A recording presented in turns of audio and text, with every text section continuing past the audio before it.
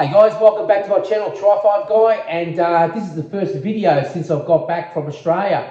So we're going to be putting power steering in my right-hand drive 57 150 sedan. So guys, stick around and let's install it. Let me explain a few things before we get into this conversion, I would call it. So it's a right-hand drive 57 that I built. This is a factory left-hand drive car that I done a firewall swap. I just didn't leave. See, usually the heater box and all the heating stuff is usually on this side. Now 150s, it could come with a heater or no heater. So I decided to keep the heat out of this. And plus I didn't want all that monstrosity on this side. So I did a mirror image conversion on the firewall. And I installed a Holden Monaro or Holden HTG steering box in it. And the reason let's backtrack. I absolutely love driving this car. It's filthy, dusty, dirty, but I absolutely love this car, but I hate driving it, if that makes any sense. Love the car, hate driving it. It's a fight. I'm tired of driving it. If I drive it for a couple of hours, it is all over the road. And the HTG steering box is notorious for it. Back in the early, in the 70s and 80s, they would put these in until the Toyota boxes come out and the Nissan 260C boxes come out. Then they become more popular, especially the 260C, where it was, it was power steering. But this thing here, I'm telling you, it is sloppy. So it's going out. So that's the quick rundown on this car. I'm not going to get into the whole detail of the car. There is videos on it, and I converted the dash from left hand to right hand drive, try to mirror image everything. The only thing I didn't swap over to the other side was the ashtray. I left the ashtray where it was. It was no big deal to me just to leave it there. I mean, I could have just done the extra work and put it on this side, but I needed all that room under there because underneath that dash cluster, I've got all my master cylinder. If you notice, there's no master cylinder. The reason why I put the master cylinder under that is I wanted to make it appear like it's got a Z-bar for the clutch. You know what I mean? So, but it's not. It's actually hydraulic. I've got a hydraulic bearing. God, it's dirty and dusty. I mean, I haven't touched this since August last year. And the reason I'm putting power steering on it is it had a Gilmer belt set up, and the front pulley over there on the alternator side of the alternator pulley, there's a cover that holds the belt on. And I had it on there for 4 or 5 years, but slowly things are moving around and the belt blew it off. So I said, you know what? I'm going to do a power steering swap on this. So, and I'm going to run a Serpentine, like a later model, up to 2004 Chevy, between, I think, quote me on this, I'll find that information and I'll print it up top. I think it's like 98 to 2001 or something. Like I said, I'll just clarify that. And there is earlier Serpentine belts, like from the 88 to 98 Chevy trucks. V6 and V8 trucks have a very similar design. But I've got one behind me that I'll show you in a minute. So the idea is I'm going to put on a power steering box out of a 2000 to 2004 Nissan Frontier or an X-Trail, Nissan X-Trail, and I think they're just a Navara in Australia. We call them Navara, and the four-wheel drive version of the SUV was called something very similar. But X-Trail here, or Xterra here, or X-Trail in Australia. It's one of those two. It's either X-Trail in Australia or Xterra. One of those two. Anyway, you can look up that information, or like I said, I'll clarify it above. And so I'll show you the box. All right, guys. So as I explained, 2000 to 2004 Nissan Frontier. So obviously it's a US steering box. That's what you got to get. You can't get the Frontier or whatever you want to call it in Australia, Nissan Navara. It's the wrong box because I'll explain. If you notice, they mounted the rail, because it's over on this side of the car. You imagine This is the left-hand side of the rail, chassis rail. They mounted on the outside of the steering box to make more room for the engine bay. So as you can see, if you were to move that steering box over to this side, it's now right-hand drive. It bolts this way, bolts through the rail on the right-hand side of the chassis rail across here. You see what I'm saying? This is a DELPHI 600 steering box, and it's exactly the same as this 57 I got right here, and I'll get to that in a second. DELPHI, there's a casting number right there at 260-66541, and DELPHI.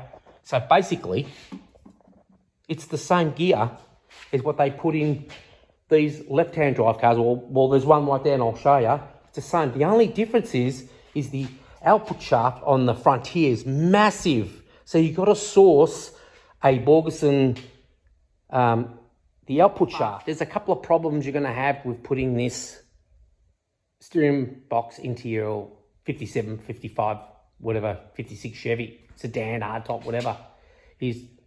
Number one is the mounting holes, as I said earlier. But the biggest thing is you would have to use a Nissan.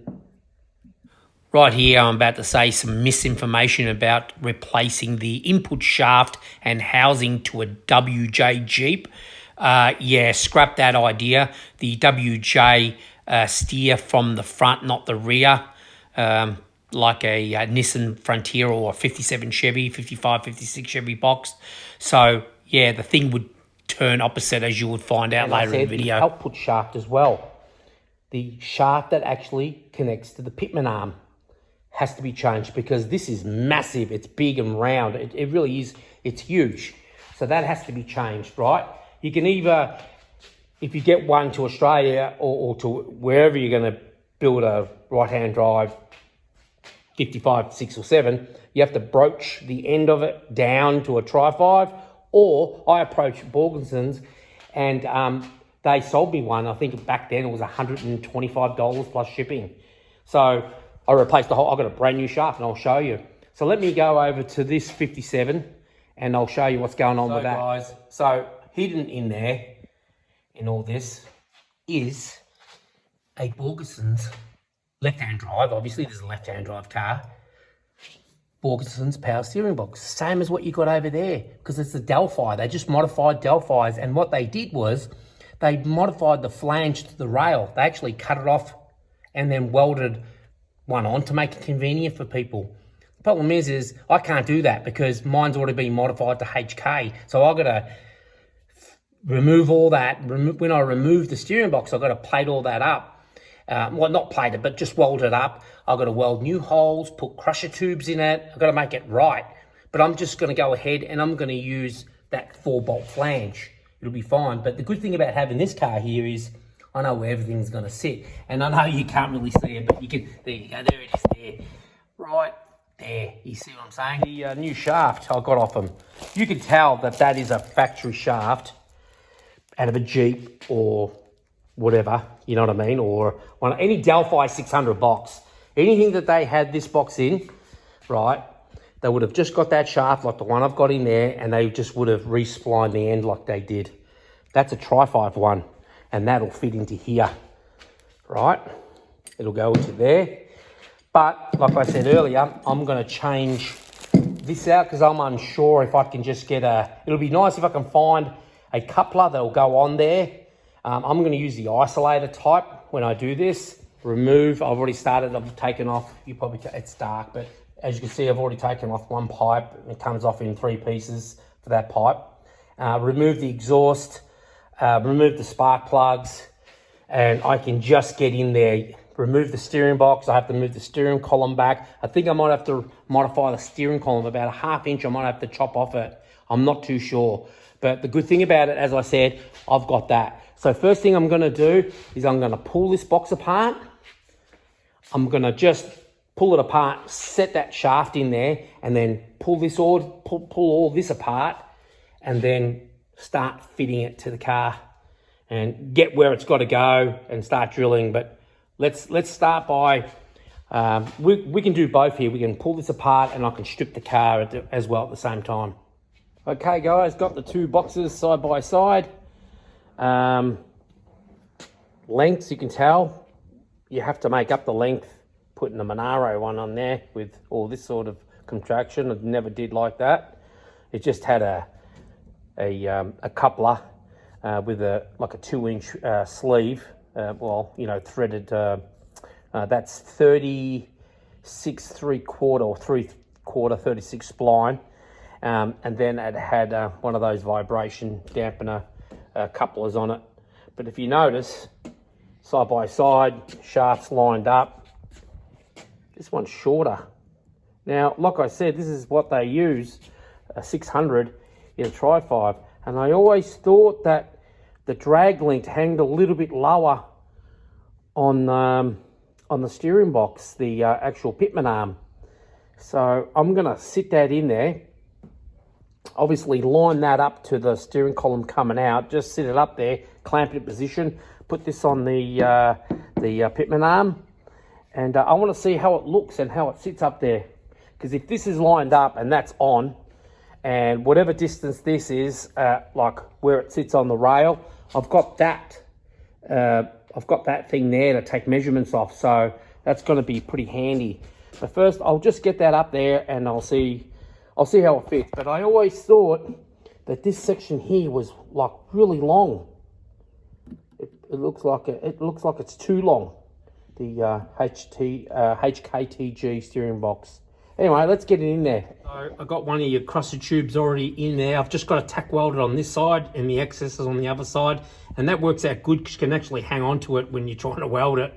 But it's all dead nuts square. I've got a drill through that top one, but that's the one that's pretty much sitting on top of the rail.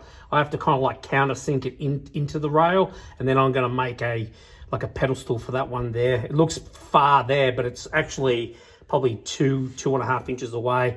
I can't pick up this one. I mean, I would like to pick up this one, but you can't. It's right in the middle of the of this roll. Maybe I can weld a nut, just a nut in there, or maybe a threaded, like a threaded piece of tubing or something it'll sit in there, you know what I mean? And then I can just weld around it. But that'll be 4 bolts holding it. I used a bit of, the 3/4 inch water pipe here, and I just made a little bit bigger. I just got some heat on it, so it'll sort of like semi-line it up straight. But yeah, next thing after lunch is work out that one, get that on, and then make the pedestal for the back. And I think that should be pretty good. I'll go ahead and weld up these holes that I made for the other steering box I had. They're all got crushed tubes, so I'm just going to weld them up to look aesthetically better, you know. So this is the steering box in position. I still have to put one more bolt through here. Like this one here, it's got a captive nut behind it, or spacer, a threaded spacer. All right, guys, I just put a bit of paint on that rail. You can see how the pedestal or stand or whatever you want to call it sits. It's braced on the inside. It turns around this corner here. Yeah, there's a crusher tube here. Crusher tube through here, pretty close to the top. This has got a threaded tube. It's about 1.5 inches long that goes in on top of the rail, and this has got a nut behind it here.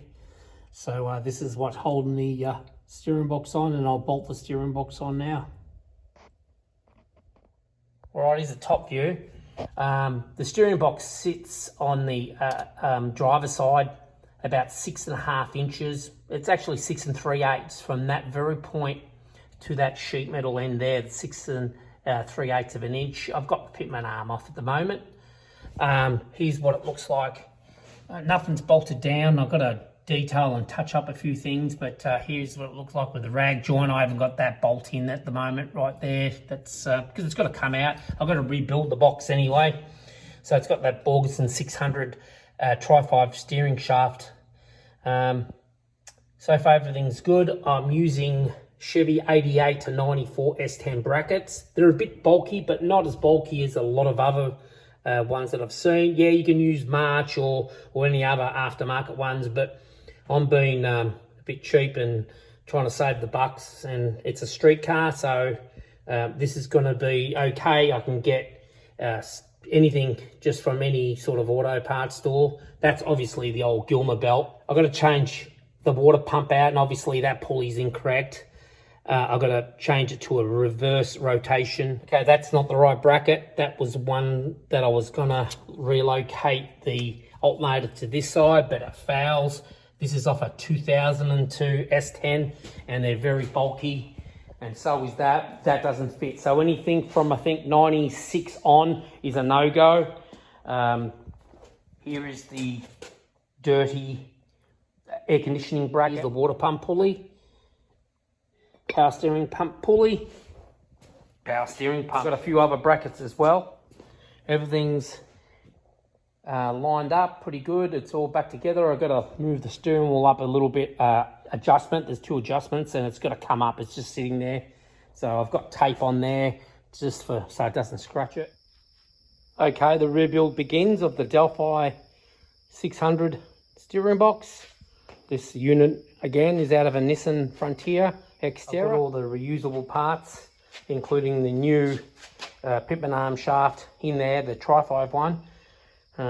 They're all the hard parts going back in. I've inspected them. I'm going to change all the seals out on everything. I'm putting in new rebuild kit, seals. It's just going to be refurbished. In here, I've got all the ball bearings. There's 12 dark ones and 12 shiny chrome ones. They vary in size. The darker ones are slightly smaller, so I'm gonna alternate when I put it together. So anyway, they're the old seals over there that I've taken off so far. There's more there, but I just take them off when I get to that particular part. I'll take off the seal. There's Teflon seals that got to go on there. There's 4 green ones and 1 white one. The white one's larger. And then you got the Teflon seal that goes around the piston. And then there's a rubber O-ring that goes around that. So anyway, start rebuilding it. Okay, all bolted in. I got the pitman arm on. I got it all bolted up to the frame. And I've got the rag joint on. Got to fix this here. It's where the exhaust was really, it was too close to the body. But before I put the exhaust back on, I'll get in there and repair that. Just blow in a bit of, just clean it up and blow it some colour. I've got to modify the exhaust. I've already ordered the piece of pipe from Summit to redirect it away. HKTG small block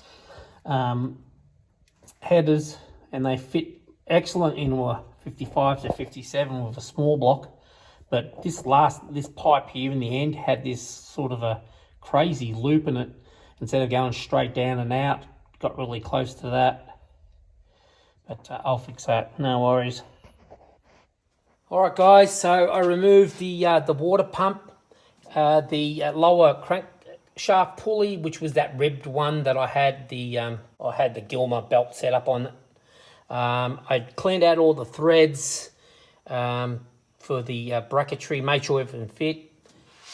As I've already said, the steering box is in, so is the steering column. It's all bolted up with the rag joint. Over here, because I've got a Victor Junior intake, this area here, see, it comes out further.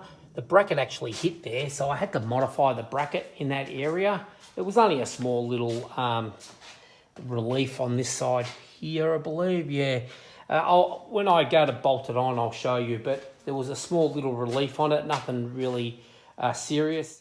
Over here, we've got the air conditioning and belt tensioner side. There's also a pulley that runs here, which is right there. So this here had to be notched right on this corner right there, you see.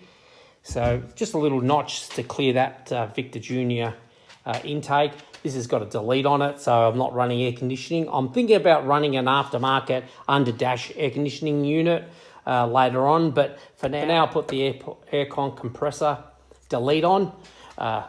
Crankshaft pulley. This alternator is off the car. I just replaced the pulley for now. I'm going to clean all this up, obviously. Power steering pump, power steering pulley. That idler, I don't know where it come from, but I painted it. And the long small block Chev water pump. So everything's pretty well here. And on this side, I got the power steering pump and alternator bracket painted. Everything's been cleaned, painted. Yeah, so I'm just going to get ready to bolt everything back on. So first thing I'm going to start with is I'm going to put the pulley on that goes on the harmonic balancer.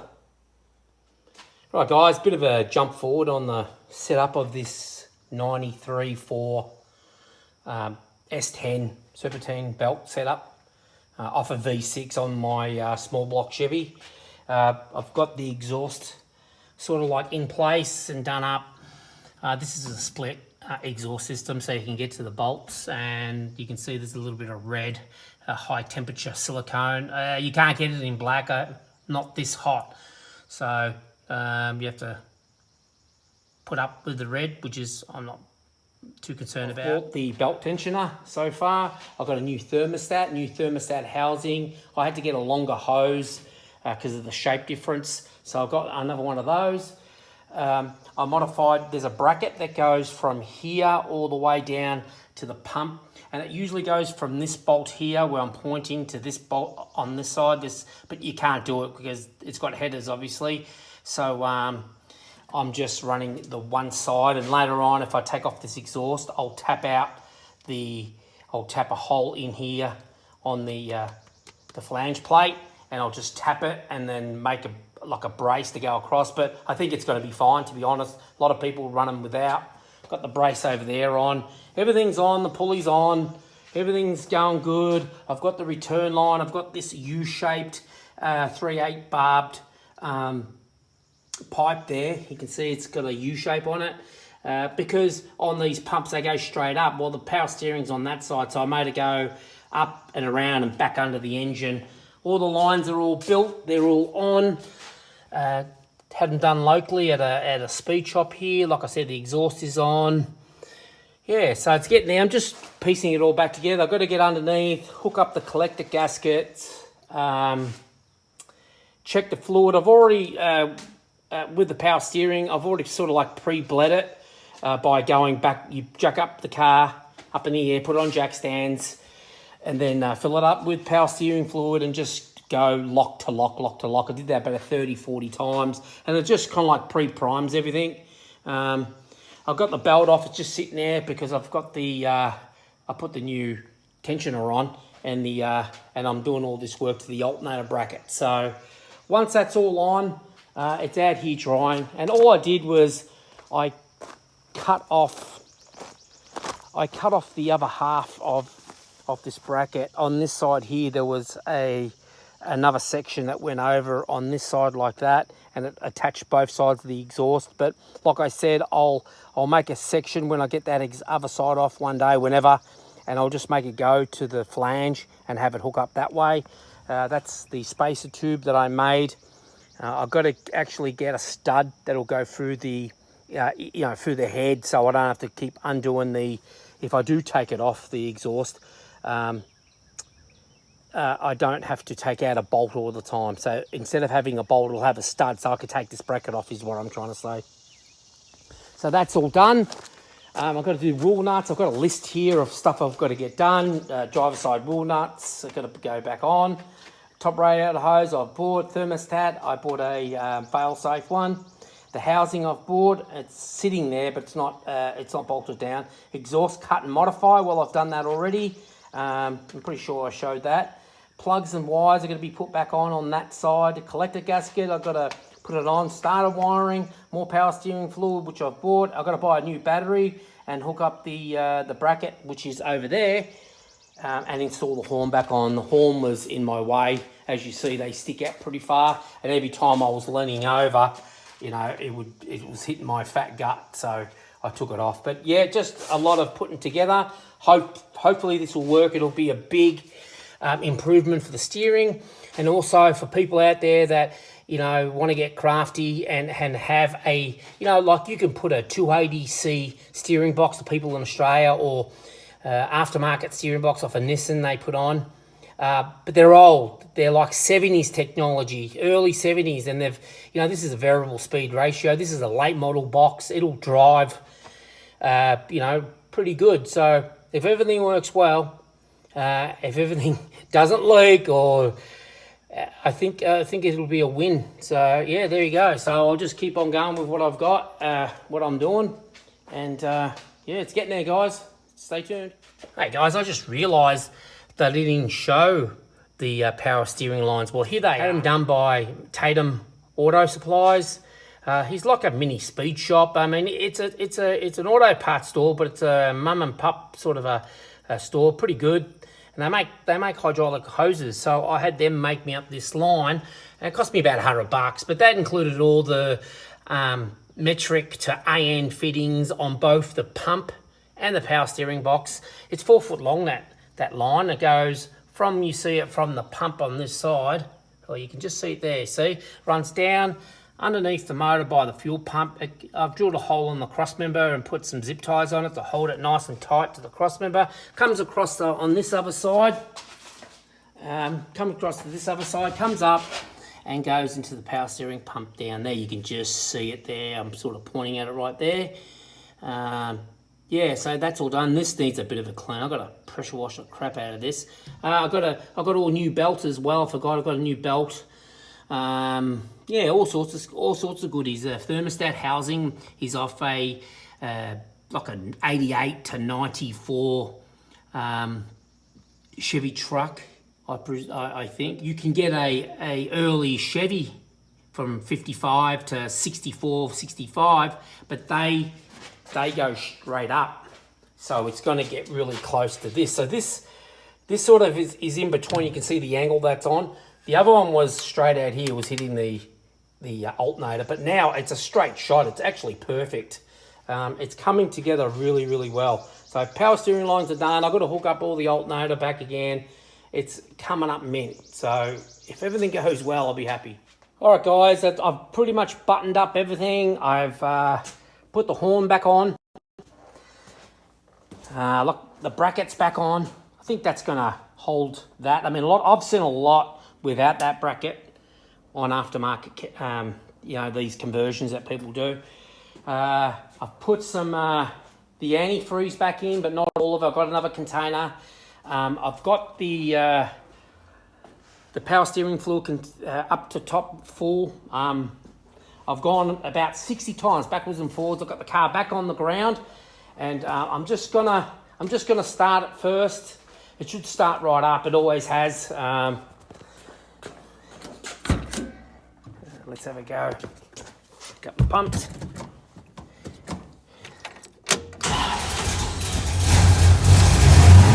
All right, bit of an exhaust leak.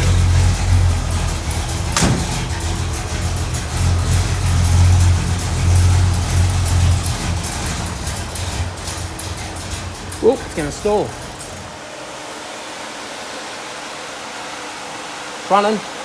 Any leaks? I'll have a quick look around. That fan automatically turns on with ignition. I've got to work it out why it does that. But oh, I've got a bit of fluid leak down there already by the looks of things.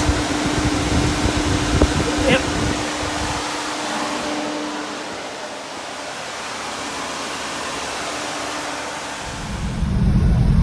Hi guys, got the Nissan Frontier left-hand drive steering box conversion in the 57 Chevy right-hand drive, and it's absolutely steering unbelievable. I'm so happy with the way it's turned out, and it's really great. So I'm taking it for a bit of a cruise to make sure everything's all right. But here it is. On the road. Hey guys, that's it for this video. Hope you enjoyed it. It wasn't exactly a how to put a 57 Chevy power steering right-hand drive box in a Tri-5, but hopefully it'll help someone that's in a right-hand drive country that needs power and steering, and it kind of like helps them out somewhat, you know. I'm off to the Tri-5 Nationals, actually. Tomorrow morning we're leaving, me and the wife. As you can see, we're starting to pack, get stuff into the car. I think it's going to be okay there. It's about 120 miles away. We're driving it, obviously. So if you watch this video right to the end and you know where I hang out at the Tri-5 Nationals, and if you're the first person to come to me and say, hey, I want a free t-shirt, I'm giving you away one. I've only got one extra large t-shirt, guys. So the first person to come up to me, obviously watch the whole video and is a subscriber, will get that t-shirt. Tri-5 Guy t-shirt. They're black with my car on the front of it. Yes, so come up to me, guys. The first one gets a free t-shirt. I've got others that I sell. They're $25 if anyone's interested in them. I think I've got a couple of larges, a couple of 2Xs, a couple of XLs. I don't know what I've got. I have to look. But if you're the first, I've got, like I said, one extra large to give away. Why I'm giving away the extra large is it's the most popular size. I don't have any smalls or mediums. All right, guys, thanks for watching. Look out for the next one. And yeah, guys, thanks for watching.